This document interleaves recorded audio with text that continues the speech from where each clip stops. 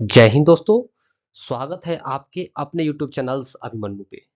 दोस्तों, आज हम करेंगे एक ऐसे मुद्दे पर चर्चा करेंगे जो कि मोदी सरकार ने चलाया है, वाइब्रेंट विलेज प्रोग्राम। हमारा जो इंडिया गवर्नमेंट है वाइलेज विलेज प्रोग्राम चला रही है। चीनी अतिक्रमण को भारत करा जवाब। इसका मतलब क्या हुआ? दोस्तों, आपने न्यूज में सुना होगा कि अरुणाचल प्रदेश के बहुत सारे गांव जगहों का नाम चीन ने बदल कर अपने हिसाब से रख दिया है। तो उसके अगेंस्ट में उसको काउंटर करने के लिए भारत ने चलाया है वाइब्रेंट विलेज प्रोग्राम। उससे चीन को कैसे काउंटर किया जा सकता है, आगे हम देखेंगे। दोस्तों, सबसे पहले देखिए वाइब्रेंट विलेज प्रोग्राम क्या है। वाइब्रेंट विलेज प्रोग्राम के अंतर्गत जो भी सीमावर्ती इलाका है, जो भी बॉर्डर इलाके का गांव जगह है, वहां पे जो भी गांव बसा हुआ है, भारत सरकार उसको डेवलप कर रही है। तो आपके दिमाग में आएगा कि भाई क्या भारत सरकार के जो गांव है सीमावर्ती इलाका में वो डेवलप नहीं है? दोस्तों, बिल्कुल डेवलप नहीं, क्योंकि यहाँ रहना बहुत ही मुश्किल हो जाता है। आप देखते हैं कि अगर ये ऐसा गांव है तो यहाँ बिजली लाने में प्रॉब्लम होता है, पानी लाने में प्रॉब्लम होता है, शिक्षा स्वास्थ्य हर चीज का प्रॉब्लम रहता है। तो लोग क्या करते हैं, गांव छोड़कर शहर में चले जाते हैं, दूसरी जगह चले जाते हैं और पलायन कर जाते हैं।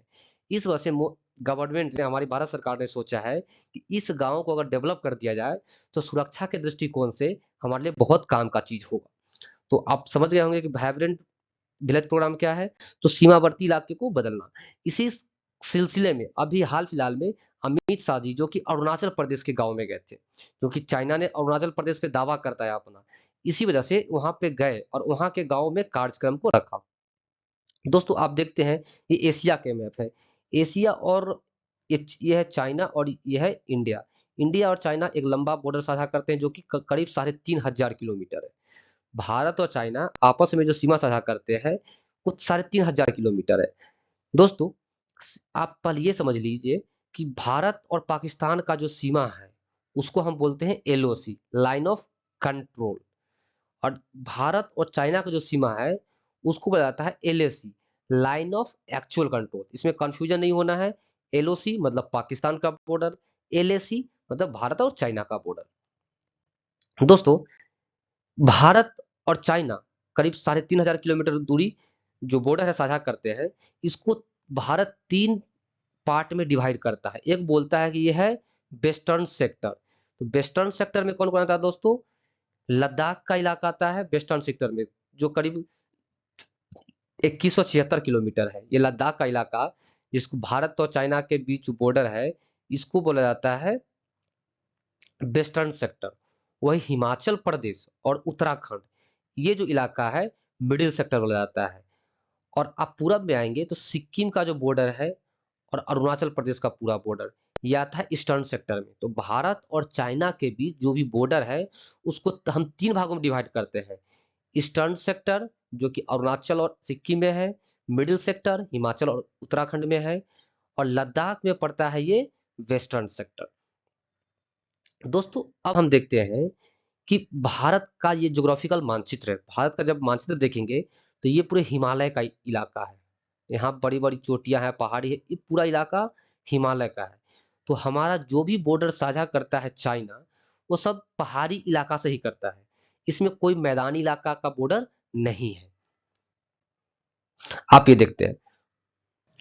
दोस्तों, ये जो बॉर्डर इलाके के गांव है, आप ये देख सकते हैं, ये पूरा पहाड़ी इलाका है। जो बॉर्डर इलाके के गांव है, यहाँ पे जनसंख्या बहुत कम रहता है, क्योंकि यहाँ पे सुख सुविधाओं की कमी है। और स्ट्रेटेजिकली, रणनीतिक तौर से यहाँ पे जनसंख्या ज्यादा होना चाहिए, क्योंकि आपने देखा था कि जो 1999 का कारगिल युद्ध हुआ था, तो उधर से जो पाकिस्तानी आतंकवादी आ रहा था और सेना के साथ, उसको किसने देखा था? एक चरवाहा था। वो देखा कि कुछ लोग बहुत झुंड बना के आ रहे हैं, तो वो दौड़ता हुआ आया और भारतीय सेना को बताया। तब भारतीय सेना ने एक्शन लिया। तो वहाँ का जो जनसंख्या है, जो बॉर्डर इलाके का गांव है, वहां में ज्यादा जनसंख्या रहेगा। तो सेना के लिए वो कैसा काम करेगा? आंख और कान का काम करेगा। एकदम होता है ना कि कैमरा लगा दिया है, कैमरे का काम करेगा। तो वहाँ पे जनसंख्या रहना बहुत जरूरी है। और ये अगर सपोज दैट इस इलाका में कोई जनसंख्या नहीं रहेगा तो चीन इस पे आसानी से दावा ठोक सकता है। लेकिन अगर यहाँ पे जनसंख्या निवास करेगी, जनसंख्या निवास करेगी, तो जनसंख्या के निवास करने से वहां पे दावा करना तो मुश्किल होगा। इस वजह से यहाँ के गाँव को डेवलप करना बहुत ज़रूरी है। दोस्तों, जो वाइब्रेंट विलेज प्रोग्राम है, वाइब्रेंट विलेज प्रोग्राम है, वहाँ पे गाँव को क्या-क्या सुविधा दिया जाएगा? दोस्तों, सबसे पहले हम जानते हैं कि गाँव को क्या-क्या चाहिए? अगर कोई गाँव को एक गाँव में आप चाहते हैं कि लोग रहें तो क्या-क्या चाहिए? वहाँ पे स्वास्थ्य की सुविधा होना चाहिए, अच्छा शिक्षा होना चाहिए और नौकरी होना चाहिए। तो भारत वही कर रहा है दोस्तों, वहाँ पे पॉपुलेशन को बढ़ाने के लिए सबसे पहले बिजली ला रहा है। बिजली ताकि 24 घंटा 24 आवर्स यहाँ बिजली रहेगा, तो पवन चक्की बिठा रहा है। दूसरा, पानी का प्रॉब्लम होता है पहाड़ी इलाका पे, तो पाइपलाइन के माध्यम से उस गाँव में पानी को भी भेजा जाएगा। उसके बाद बड़ी अच्छे सड़कें बनाई जाएगी ताकि इसको मेन सिटी से जोड़ा जाए। जब ये सब सुविधा हो जाएगा तो रोज़गार भी आ जाएगा, तब लोग वहाँ पे निवास करेंगे, लोग वहाँ से पलायन नहीं करेंगे, लोग वहाँ पे रहेंगे। तो तत्काल भारत का ये योजना है कि हम जो बॉर्डर इलाके का गाँव है, उसको हम एक अच्छा लेवल पे डेवलप करें। इसी क्रम में अमित शाह जी अरुणाचल प्रदेश गए। अरुणाचल प्रदेश में दोस्तों और ये प्रोग्राम कहाँ से स्टार्ट हो रहा है, तो आप देखेंगे अरुणाचल प्रदेश भारत का सबसे पूर्वी राज्य है, मतलब सबसे ईस्टर्न में पूर्वी राज्य है अरुणाचल प्रदेश है। और उसका सबसे पूर्वी गाँव किबीथू है, जहाँ पे 1962 की युद्ध में चाइना ने आक्रमण किया था। तो ये प्रोग्राम भी यहीं से स्टार्ट हो रहा है, कहाँ से? किबीथू से। आप इसको याद रख सकते हैं। वाइब्रेंट विलेज प्रोग्राम है, वो किस गाँव से स्टार्ट हो रहा है? तो किबीथू से स्टार्ट हो रहा है। दोस्तों, आप ये देख सकते हैं कि पहाड़ी इलाका का, बॉर्डर इलाके का गाँव है कि लोग कितने कम घर हैं। ऐसे आप जनरली देखेंगे तो गाँव में बहुत इकट्ठा बहुत ज़्यादा घर रहते हैं, लेकिन यहाँ पे क्या है ना, पानी की सुविधा, बिजली की सुविधा, राशन का सुविधा, दिक्कत होता है, खेती करने में प्रॉब्लम है। जब खेती नहीं होगा तो लोग क्या खाएगा क्या? इस वजह से क्या है, यहाँ के लोग बाहर पलायन कर जाते हैं, सिटी में चले जाते हैं नौकरी की तलाश में, ताकि अपना वो पेट भर सके। तो ये बहुत कम आबादी रहता है। वैसे ही देखेंगे कितना इतना बड़ा इलाका में 2, 4, 5 घर हैं। अब हम लोग देखते हैं दोस्तों चाइना के बारे में। चाइना अपने बॉर्डर इलाका को कैसे डेवलप करता है? तो दोस्तों, चाइना जो है चाइना तिब्बत के अंदर बहुत सारे गाँव को बसा के रखा है बॉर्डर पे। आप ये देख सकते हैं तिब्बत का इलाका है, यहाँ कहीं कुछ नहीं है, हरियाली भी नहीं है, लेकिन यहाँ पे एक अच्छा गाँव बसा के रखा है चाइना ने। दोस्तों, चाइना करता क्या है? चाइना का जो गरीब लोग है ना, उसको लाके बॉर्डर इलाका में गाँव बनाता है और उसी गाँव में इसको रख देता है। क्योंकि आपको पता है दोस्तों, चाइना ने तिब्बत को 1950 में ही हड़प लिया था। वहाँ वहाँ पे जो तिब्बती लोग रहते हैं, चाइना का विरोध करते हैं। तो इससे चाइना को 2 काम हो जाता है। जब वहाँ चाइनीज़ लोग आएगा, तो विरोध कम होगा, उसको आसानी से दबाया जा सकता है। और दूसरा, जो गरीब लोग हैं, वहाँ पे उसको बसा दिया जाएगा, तो लड़ाई के टाइम में वो काम आएँगे। तो चाइना इसी वजह से बॉर्डर इलाके में काफ़ी स्मार्ट गाँव बना रहा है और ये गाँव का यूज़ पता है कहाँ पे होता है दोस्तों? आप देख सकते हो वीडियो में, वहाँ पे सेना का खाना-पीना रखा जाता है, हथियार रखा जाता है और तो और वहाँ के जो लोकल नागरिक है दोस्तों, उसको भी ट्रेनिंग दिया जाता है। किस चीज़ के लिए? युद्ध का ट्रेनिंग दिया जा रहा है, सेना का ट्रेनिंग दिया जा रहा है, ताकि इमरजेंसी में लड़ाई हो तो वो जो गाँव का जनसंख्या है, गाँव की जो आबादी है, इसमें काम आ जाएगा। आप देख सकते हैं ये पूरे तिब्बत का इलाका है, बॉर्डर इलाका है चाइना का और इस पे गाँव स्मार्ट गाँव बना के रखा है। दोस्तों, आप देखते हैं ये है भारत, भारत के जब पूरब में जाएँगे तो है चाइना।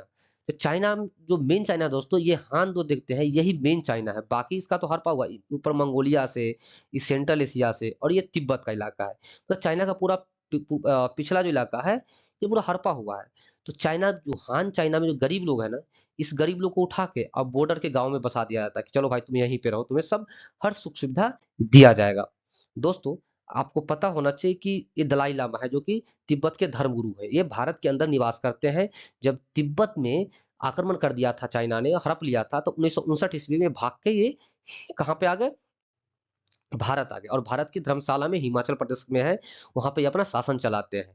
दोस्तों, अब आपके दिमाग में क्वेश्चन आएगा कि अरुणाचल प्रदेश पे चाइना दावा क्यों करता है? ये बहुत बड़ा क्वेश्चन है, बहुत बड़ा डाउट है कि आखिरकार अरुणाचल प्रदेश पे ये अरुणाचल प्रदेश है, वहाँ पे चाइना दावा क्यों करता है? तो दोस्तों, सबसे पहले ये जान लीजिए कि चाइना विदेशों का ज़मीन हड़पना कब स्टार्ट किया था? 1949 में चाइना चाइना जो है दूसरे देश का ज़मीन हड़पने का को स्टार्ट किया, क्योंकि वहाँ पे एक कम्युनिस्ट देश आया था और वो काफ़ी विस्तारवादी नीतियाँ बनाता है। दोस्तों, होता क्या है, जब उसके धर्मगुरु दलाई लामा इंडिया को छोड़ के वापिस पाकिस्तान को सॉरी चाइना को छोड़ के वापिस जब इंडिया आ गया, अरुणाचल प्रदेश के रास्ते और फिर इंडिया में चले गए वो अरुणाचल वहाँ पे। तो उनके साथ बहुत सारे लोग भी आ गए। उसके बाद क्या हुआ 1962 ईस्वी में, 1962 ईस्वी में दोस्तों क्या हुआ, चाइना ने इंडिया पे हमला कर दिया। किविथू गांव, आप यहाँ ये है किविथू गांव, यहाँ पे चाइना ने हमला कर दिया और 1962 की लड़ाई में काफी अंदर तक चाइना घुस गया था। अब क्या हुआ, यहाँ के जो लोग, चाइना के लोग जो जो दलाई लामा के साथ यहाँ आए थे, इंडिया में आए थे और यहीं पे आकर बस गए। तो इस वजह से चाइना मानता है कि ये जो इलाका है हमारा है, क्योंकि ये लोग तिब्बती हैं और तिब्बती लोग ही इंडिया में आए थे दलाई लामा के साथ। तो दोस्तों, और उसके बाद क्या हुआ 1962 के बाद जब इंडिया वार हार गया तो ऑल जो चाइनीज सरकार है, चाइनीज फौज है, वो वापिस चाइना चली गई। तो दोस्तों आपको समझ में आ गया होगा कि चाइना इंडिया पे दावा क्यों करता है। आप ये देख सकते हैं इनका जो मूल निवासी है किविथू वाले, चाइना वाले इस टाइप के हैं। आप इनको काफी मिलता जुलता है दोस्तों। दोस्तों ये वीडियो कैसा लगे कमेंट बॉक्स में जरूर लिखें, अच्छा लगे तो लाइक और सब्सक्राइब करें। तब तक के लिए जय हिंद।